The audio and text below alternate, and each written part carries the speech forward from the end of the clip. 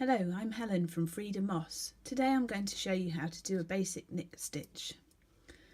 So when you're doing a knit stitch, you always have the yarn to the back of your work. So if I just flip my work over there, you can see the yarn is to the back.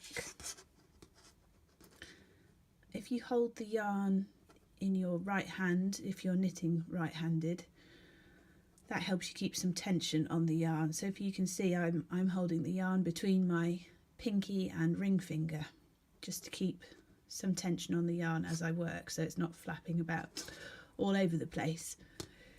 So to do a knit stitch, we're going to work this stitch on the left hand needle onto the right hand needle, and to do that you have the working needle, your right hand needle, to the front.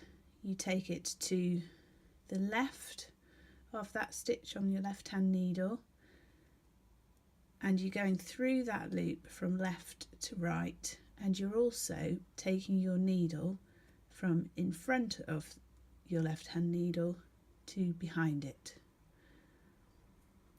So I always think of it as going left to right and front to back through that loop. Once you've got the needle through the loop and your right hand needle is now to the back, you take your yarn, wrap it right round the needle,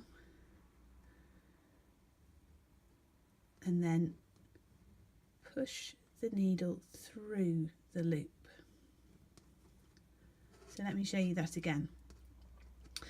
So you take your working needle, you take it from left to right and front to back of that stitch, and then you take your yarn, wrap it right round the back of the right hand needle, right round, so you're taking it right round to the back again, so you formed a loop over your right hand needle, and then you push the needle through the loop. I'll just show you again. So you go right to left, front to back, yarn round the needle, hold the yarn taut with those fingers that I showed you before, and then slide the needle through the loop.